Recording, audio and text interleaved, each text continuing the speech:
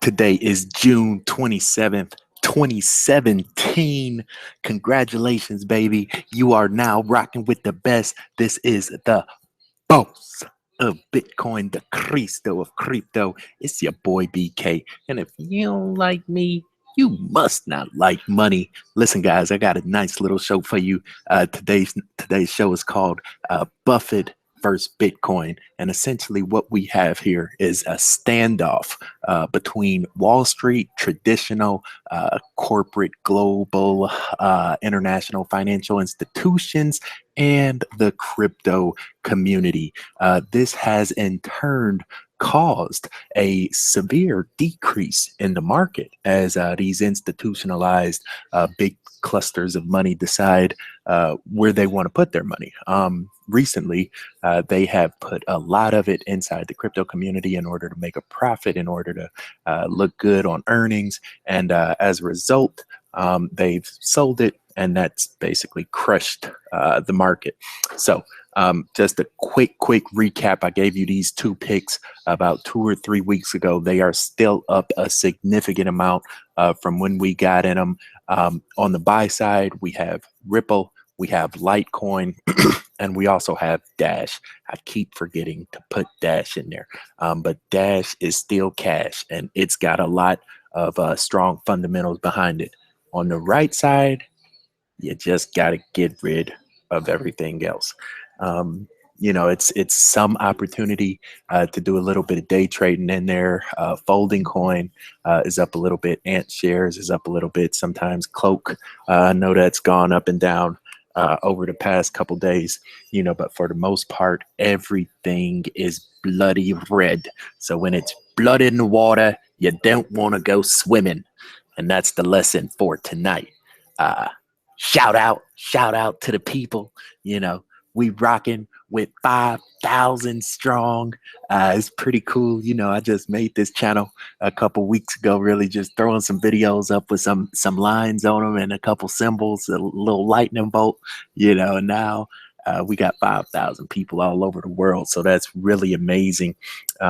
You know, it's kind of inspirational. It helps me stay motivated just to learn these charts inside and out, you know, and truly try to help you guys, you know, liberate yourselves financially. I think that's the main opportunity. And that's why we're able to come together, because everybody's fighting the same battle. You know, I think we're tired of being slaves to a system and, you know, living week to week, check to check, hour to hour, just, you know, struggling to stay alive. So the crypto community definitely opened some doors for us. Shout out to the 5,000 early adopters, you know, leading the way, carrying the torch for the rest of the world. I appreciate y'all, and we gonna keep it moving. Warren Buffett had this quote on Yahoo Finance the other day, and I thought I would share with you guys. Oh, crap. Wait. Never mind. I'm sorry. Wrong quote. That wasn't Warren Buffett. That was Lil Wayne. But I'm pretty sure they got the same mentality, because when it comes to almighty dollar, both of these two dudes is about that life. You know, they gets down to business. This is actually a real quote that he did say. And this one is from Yahoo News. I get confused. I'm sorry about that. So this one, you know, he said he got $49 billion. Not one is invested in Bitcoin. You know, he said, what do I need Bitcoin for? I'm Warren Buffett, you know? So one thing we have to remember, when you have traditional, established, multinational, institutionalized corporate holdings of financial interest, they are going to be very slow and methodical and almost resistant to any change to that system that they've established over the course of a century to amass an army of money. You know, and no publicly traded company is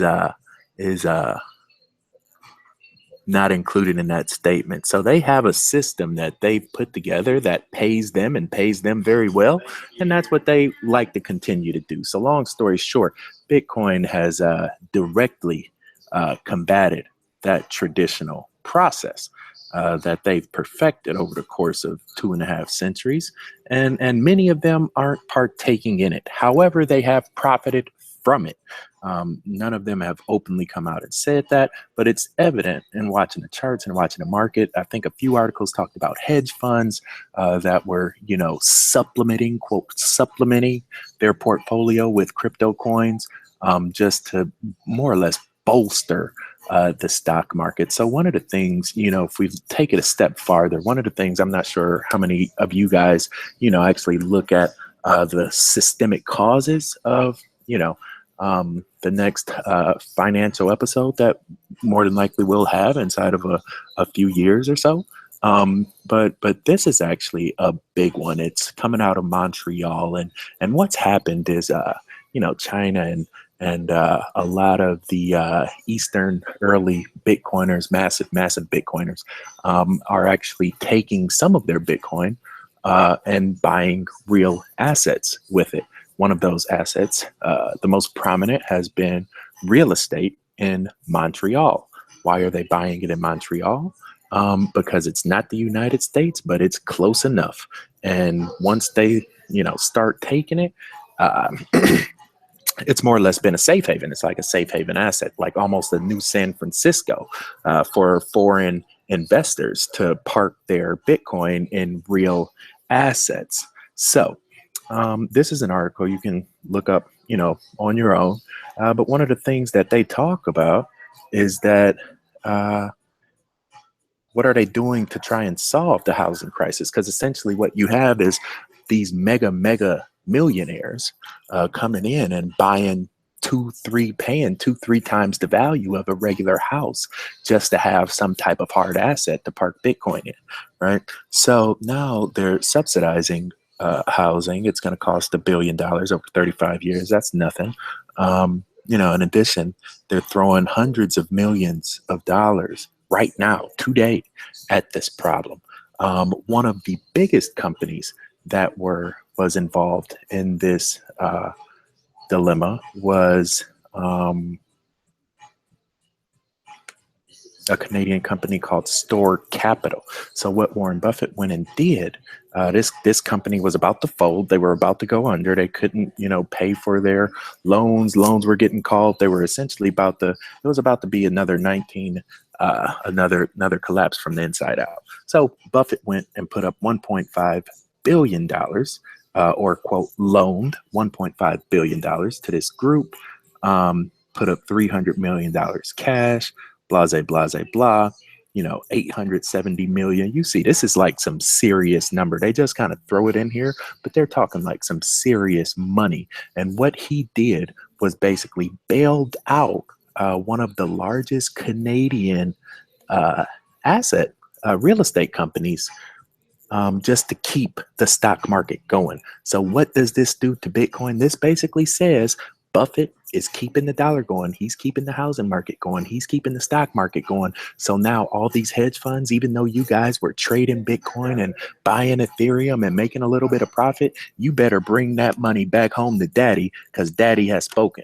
And that's what we have right now in the market, is essentially Warren Buffett has put his foot down and said, I'm putting up $300 million of my own money so we can continue to make money the same way we've been making it for the past 200 years. Y'all quit playing with that cryptocurrency. Y'all come back over here and let's keep making this money. And so now we see today, Tuesday, they're calling it Terrible Tuesday. I think $25 billion disappeared from the cryptocurrency market. So it's really been a downfall. And all this represents is the industrialized money that has exited the market. You have to remember that these companies that are in the market, they're not in it because they believe in Bitcoin. They're not in it because they value privacy. They're not in it because their best friend told them to get in it and they think it's kind of cool. They're in it to make a profit. And so now we have a major, almost a collapse in the market, to where it's like we're really just trying to respond and trying to figure out what we need to do to stay afloat. And so, again, I say do not panic. Let them leave. That's good. We don't want their money over here. We will recover and hopefully, try to be stronger as a result of how this is starting to come together. So this is a Bitcoin USD on Bitfinex. I just went back to the dollar because everything was acting so slow on the other side. So here we go. If we look at where we're at right now compared to where we've been, first of all, we can tell back here was a very, very, very healthy bull run. We had a correction there, quick correction, rebounded, and now, we've been underwater for quite some time. And if we go back in time, we see that we actually fell on June 12th. We haven't surfaced for more than 2 weeks.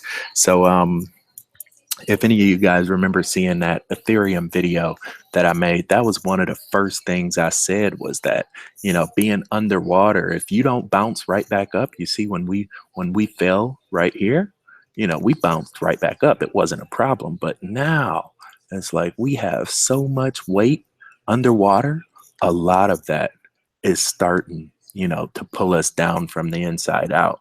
And when that happens, it's just a matter of time before you start to lose oxygen and sink even further down. And I think, unfortunately, that might be what's happening with Bitcoin. You can see that our green,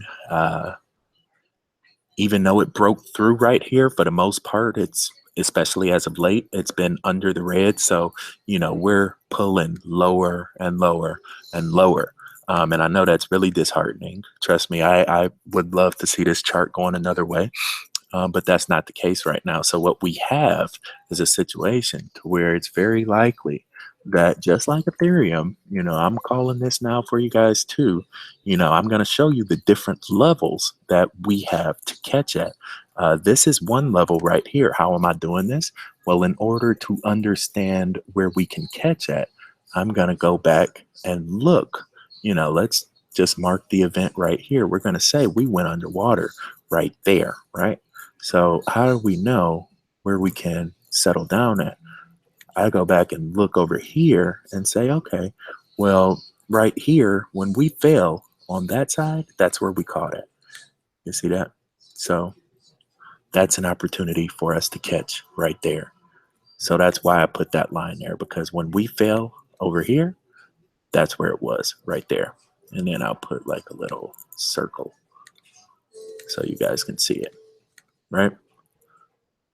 And so that's all I'm doing is just marking the area where the green, went negative against the orange and what happened, because that's more than likely what will have the chance of happening right now. And so you can see essentially it's a few areas just built into this chart that will either make us or break us. This spot right here was a major breakdown. Consequently, on our side, it was a major support. That dotted white line, it broke down right there, but we bounced off of it. So the minute we break down past that line, we're going to go down here to the next one. The minute we break down past that one, it's unfortunately getting to be farther and farther down that we might fall. We have one there.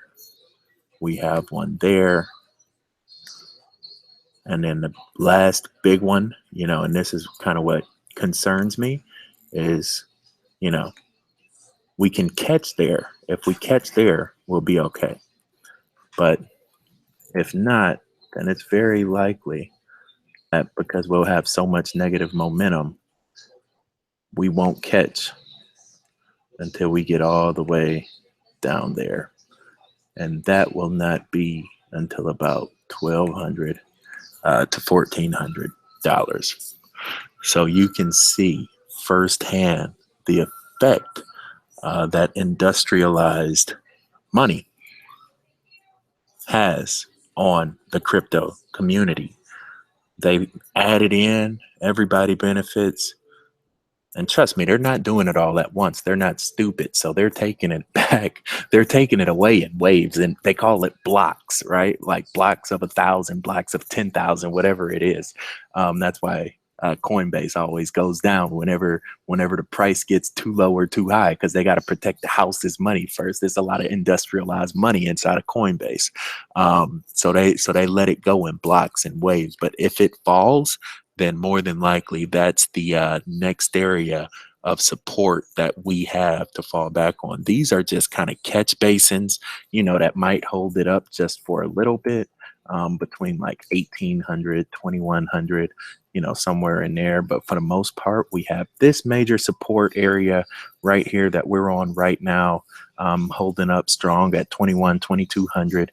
And below that, we're looking down to 1250. So hopefully we don't do that. But like I said, I'm your boy. You know what I'm saying? I'm always working to make you money. You talking to the hardest working man in the crypto business right now. I work for you, and we have a global community. So one thing I want to do, I want to try to end this lively. We got a kaleidoscope of cryptographers. Just if you can, shout out your country real quick. Let people know, where you looking in from.